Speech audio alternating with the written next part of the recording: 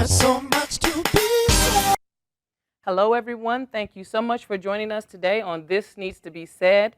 I'm going to continue raising questions about affordable housing, and I have some notes here because this is too much information just to hang out in your head when you're still questioning the information. So I want to say thank you, and we're going to wrap up raising the questions because we have some definitions from one of the last shows that I did, and we need some clarification. Like I used the word cost burden. Cost burden could be self-imposed or it could be actually a problem for someone whose wages are not keeping up with the price of housing, which is where I was going with my definition. But I did invite you all to challenge me when I give a definition, when I talk about a topic.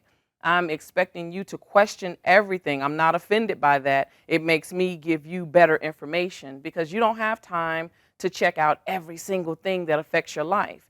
And also from the previous two episodes, I want to remind you that everything that we touch in our lives has some political attachment, some way. It doesn't matter if you're Democrat or Republican or if you never vote or if you're liberal or whatever your thought process is about politicians or politics.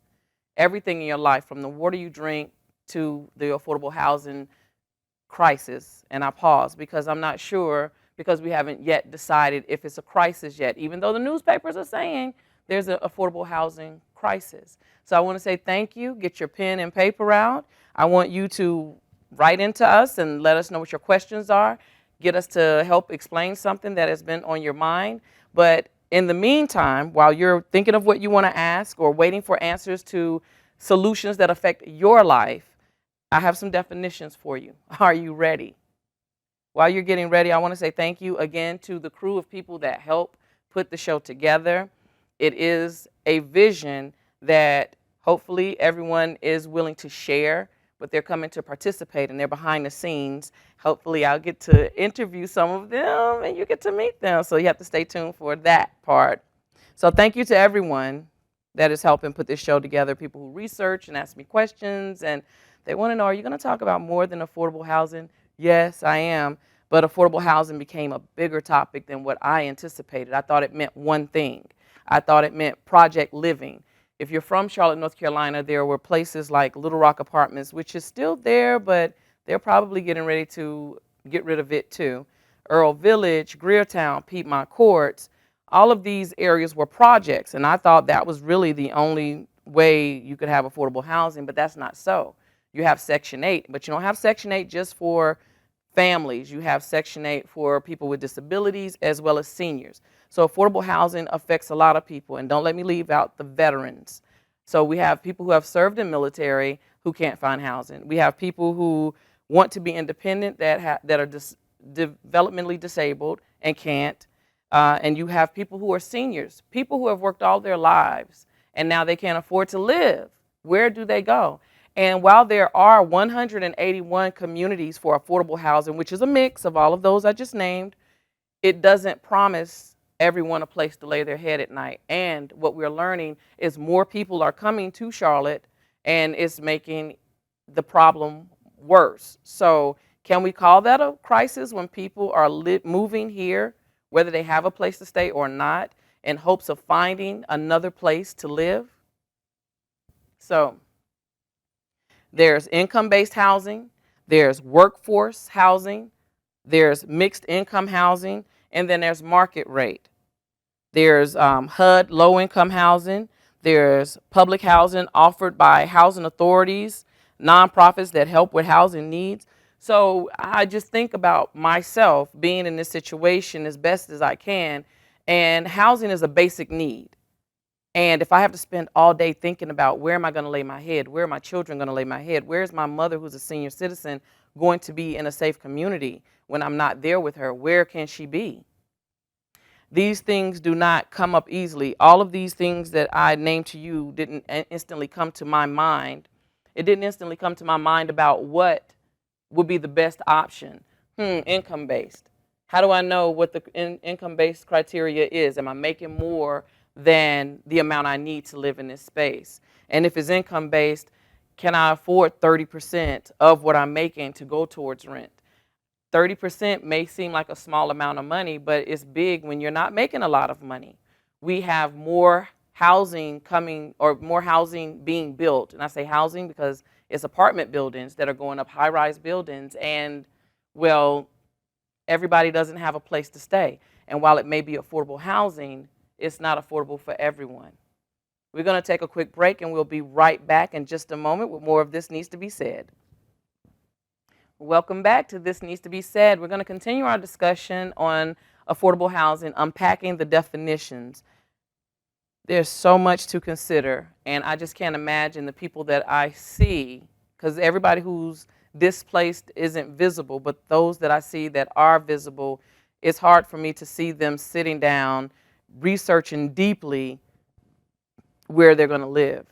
They want to meet a basic need. They want to be able to get somewhere and rest. Think about yourself. You go home, you kick off your shoes, you sit down in the first spot available, and you just relax. Nobody made you be in by a curfew.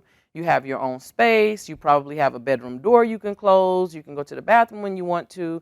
You can go outside if you want to. You can come inside if you want to. It seems like very simple things, but when I think about the people who don't have that, those are very big things. And not to make a comparison that one person is better than the other, but if I have my needs met and this person doesn't have their needs met, I can only imagine what that life is like. That's got to be frustrating. So I want to give you some websites to look up for yourself. Some things may apply to you. Some things may not apply to you. Please share the information with a friend. We share about a sale we found on a video game, or a movie that's coming out, or even some shoes that we got, or some shoes you're going to order for future. You're going to put a deposit down on some shoes that's going to come in a couple of months. We do things like that. So share information about housing.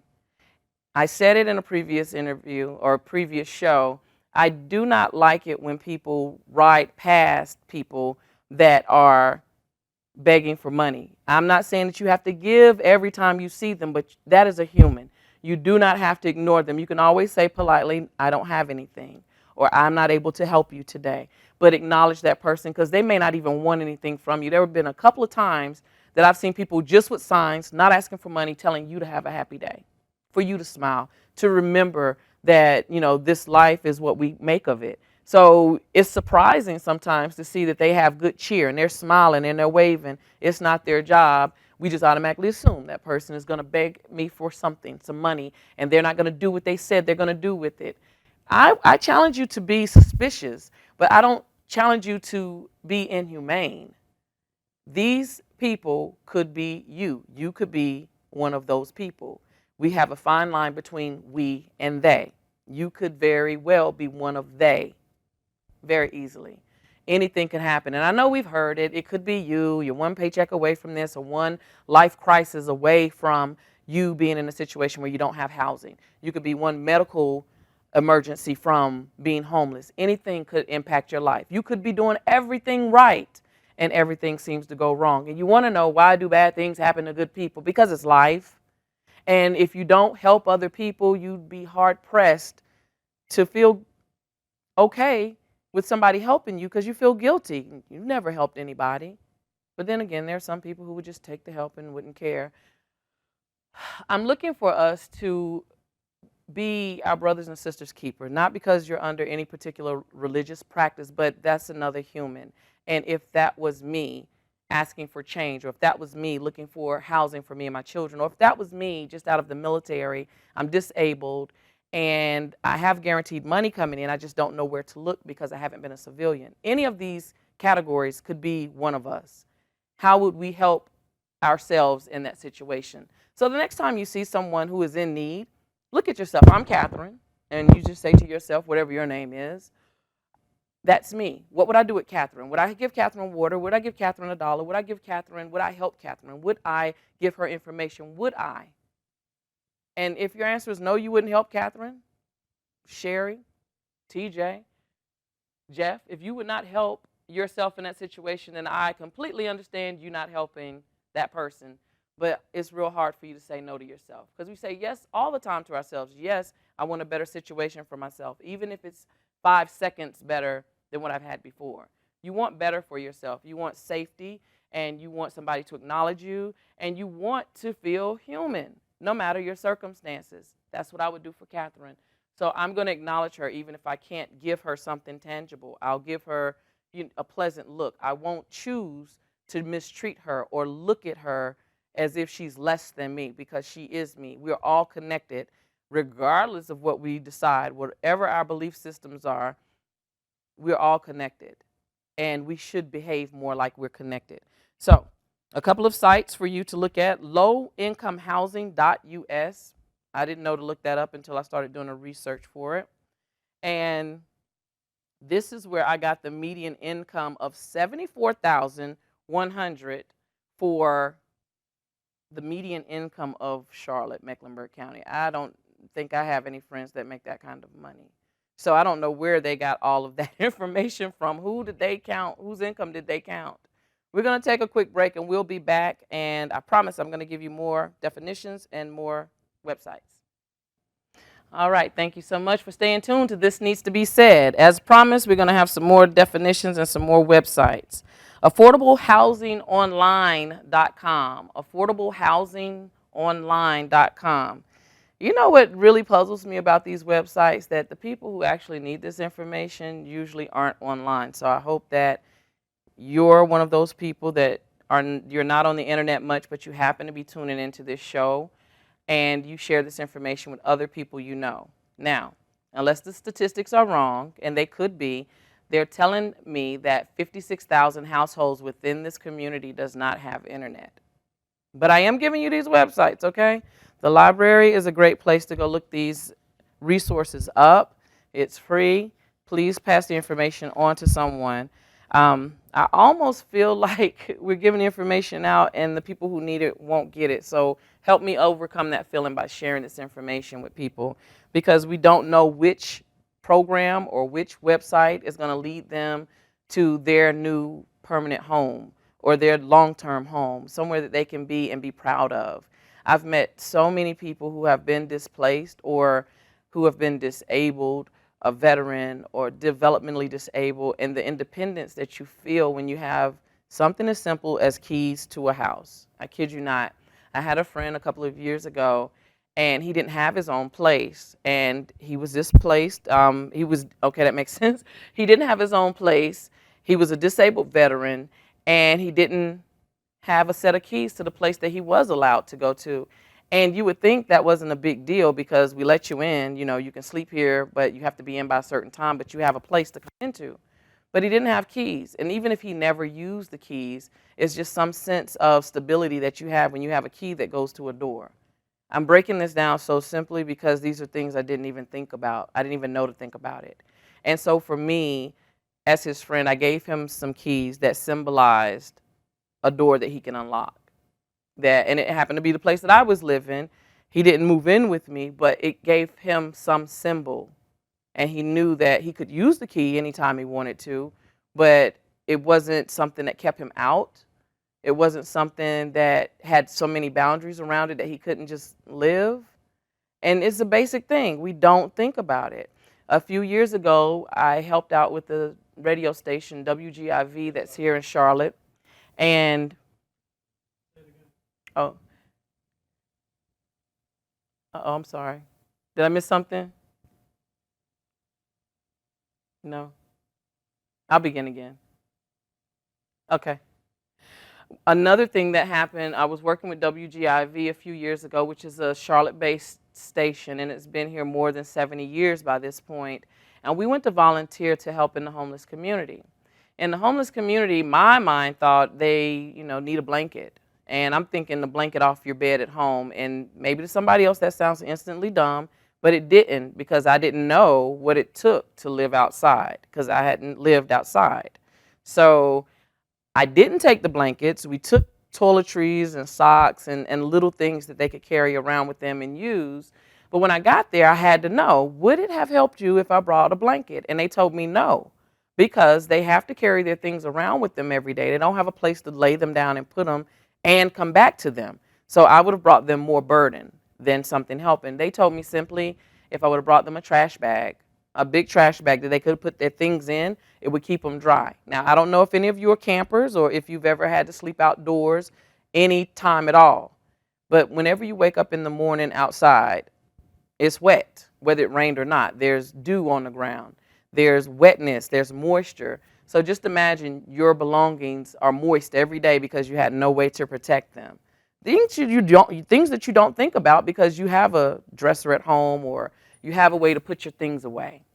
So I was so surprised that I would have really brought them more burden by bringing a blanket than if I would have just thought of something that would suit them in the community that they live in. And you can't know these things unless you're either in that community or you are aware of what they experience in that community, whatever that community is: senior citizens, disabled veterans, people that are displaced, people that are single with children, people who are living out of their cars, people right among us that are displaced and you don't know, because you can't depend on a particular look. You can't depend on something that's going to give it away that this person doesn't have everything that they need to get through life. So again, if you know someone, please pass this information on. Just use it as general conversation because sometimes people won't tell you. So just use it as general conversation. People like to have information, especially if it's useful. We're going to take another quick break, and we'll be right back in just a moment with more of This Needs to Be Said. Welcome back to This Needs to Be Said. Let's continue our conversation, giving you some websites and some more definitions. Our question is about affordable housing, and is it actually a crisis? One of the episodes before, I talked about being cost burden. So I asked you to challenge me, and someone did. Cost burden means that you are living above what you have in your household, living above your means. And in general conversation, it could sound as if you're just not making enough money. It may just sound like you should get a better job. But sometimes there are barriers in between you getting a better paying job as well as living somewhere that would be adequate housing, safe housing, and that you can afford to pay on a month-to-month basis. Any number of things could be the reason. Maybe you really like your job, but it doesn't pay a whole lot of money. So you may have to get another job. And it almost seems pointless because if I'm going to be at work all the time and I have to pay rent to stay somewhere that I'm barely going to be, that's frustrating. I know that feeling. But did we put ourselves in a situation of being cost burden or rent burden or living above our means? Did we do it on purpose? Were we out here? And you can answer this question for yourself. Are we putting ourselves in a situation because I really want to live in this nice apartment, I can't afford it, or I want to live in this nice neighborhood, I can't afford it, I know I can't afford it, there is a safe place I could live that costs less, but I don't choose to live there. Is that your situation? Or with the amount of money that you do have disposable each month, 30% of that would not put you in a safe environment. If that's your case, that's not self-inflicted.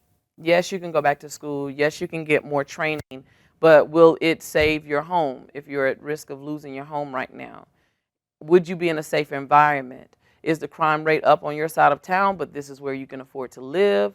Or is the place affordable, but it's not on the bus line, so that causes transportation issues? You begin to look at every part of your life to see if this affordable housing is really the issue, or is it my job, or is it the city that I live in? And so among the challenges that came to me, the question is, who's responsible to make sure that there's affordable housing for the people who live in this community, not just the ones that move here? It's a toss-up to me. I think that the city should make it available and be realistic about it, understanding that some people will move from a place that had higher rent. They move here and it seems cheaper. But what about the people who still live here? And there are jobs that would be considered low-skill jobs, but can a person live off of that? Can a person take care of their family on that? Can a person survive? Or are they going to have to work 2 jobs, 2.5 jobs, leave their kids at home by themselves, making them latchkey children? Are you kind of getting the picture here that this is a domino effect? So whose fault is it? I ask you. If it's the city's fault, if it's the individual's fault, is it the companies that's hiring people and paying wages that are too low? Whose fault is it? Is it everyone's fault? And is there a way for us to work together? Again, we're raising questions, and I want you to be aware that this topic is not simple. This topic isn't the same thing you thought it was when you were reading it in the paper. Whoever the candidates are that's using this catchphrase right now, are they really saying what you need them to say? Everything you do is political. You have to watch people, because if you only have a few minutes to give a speech and you can only use so many words. How do you cram everything into what you're trying to say, get the message clear, and make sure all people understand it? How? If I haven't walked a second in your shoes, let alone a mile in your shoes, how can I speak for you? Things that concern me are places that don't represent me, but they govern me. So that's politics again. That's your homeowners association. That's the PTA. It's the church that you attend, whatever religious organization you're a part of. If you're a part of a board, is that board reflecting the people that it's going to affect? Is my question. That's what I want to know. So whose responsibility is it? It was a challenge question to me that I have a partial response for, but I want to know from you, the listener, what you think, the viewer, what do you think? Whose responsibility is it? Is it just the government? Is it just the city you live in? Is it the mayor? Is it the city council? Is it the county commission? Or is it the many housing committees that are here that we don't even know about, like the housing and neighborhood? I'll tell you in just 2 seconds. It is, of course I can't find it for you right this second. It's Housing and Neighborhood Services. So that's charlotte.gov/HNS. And that's one committee. And then you have the Fair Labor Standard Act. So if you think it's the wages, then you can contact them. And do you know we've had the same labor commissioner for, I think, 20 years, 16 to 20 years? That's a long time for us to be allowing minimum wage to be okay.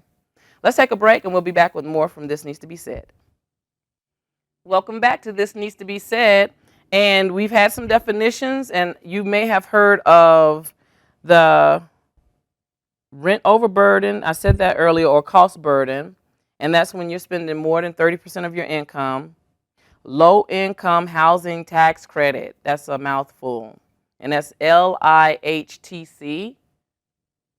Doesn't really make a good acronym to make a word out of. However, that's one of the affordable housing programs that some apartment communities have, not all. So you have to have educated questions when you go. Do you support people who are developmentally disabled? Do you support people who are disabled veterans? Do you look out for single parents? What about single people? Maybe you don't have any kids, you didn't get married, and you're not a senior, but you want affordable housing. Are you excluded? You need to ask those questions. Is there a rent that's based on my income there? These are things you don't know to ask, and these are things also that apartment complexes do not tell you. Rental agencies do not tell you. They tell you what the rent is, and you say if you can pay it or not by showing them your proof of income. And I still have a question about why they go by the gross, because that's not what I can actually spend. What else do we have here? Fair market rate. Fair market rate. I don't know what it is right now, but it's seeming to be like $1,200 for a 2-bedroom, 1-bathroom apartment. And that's fair market. So if you're paying less than $1,200, if you're paying less than $1,000, that could be considered affordable, but to who? You want to live somewhere where it's safe.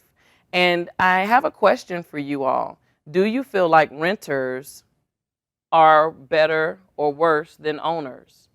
Because the argument has been, and I even heard somebody outside actually arguing with somebody. There was a renter and an owner. It wasn't me. For those of you who know me, I don't back down from a good, intense fellowship. However, I was witness to someone saying to another neighbor, oh, because I rent, you think that I don't own anything, that I can't say anything, I have no voice. I want to know what you think. So definitely at the end of the show, wait for our email address and send us what you think. Are renters better than owners? And the reason I'm asking that question is because somebody owns the home that a person is renting. And if they didn't have a renter, they wouldn't have income. So I think that we shouldn't look down on renters, and we should look at them as equally able to take care of a home, just like someone who owns their home. I know renters that take better care of their homes than owners do. That's neither here nor there. That's my opinion. I want to hear from you. What do you think? Because I know a lot of people are renting. They're building a lot more rental properties. So that means there's a lot more people who are going to be considered less than because they're renting. And there are some statistics that someone put together that renters cause more trouble than owners. Renters have children that are terrible, that are misbehaving. renters have more ability to create or commit a crime. Renters don't take very good care of their properties, and I don't believe any of those, because I know people who own their homes and their children are terrible. I know people who own their homes and their yard looks like a junkyard, but that's also not all the people I know that own their homes, because I know some people who own their home and they do yard work every Saturday and they make sure that their property looks good and they're festive. So I can't put everyone in a box. I think people who take care of things do a good job taking care of things, whether they are renting or not. So I want to hear from you. What do you think? Because you may be a homeowner who thinks that you are better than somebody who rents, and I need to know that, because it changes how you treat people that live next door to you. A safe environment includes not being talked down to because somebody has this opinion of you that doesn't affect them, but it affects you. But it all affects us because we're all connected. All right, when we have to decide if it's actually an affordable housing crisis or if it's just a situation of we just don't know where to look for the affordable housing. And I hope that in the future, I keep saying interviews, in the future shows that we are able to show you some resources that will help you answer this question that yes, there is affordable housing. That's the answer I want to find. Until next time, thank you so much for tuning in to This Needs to Be Said.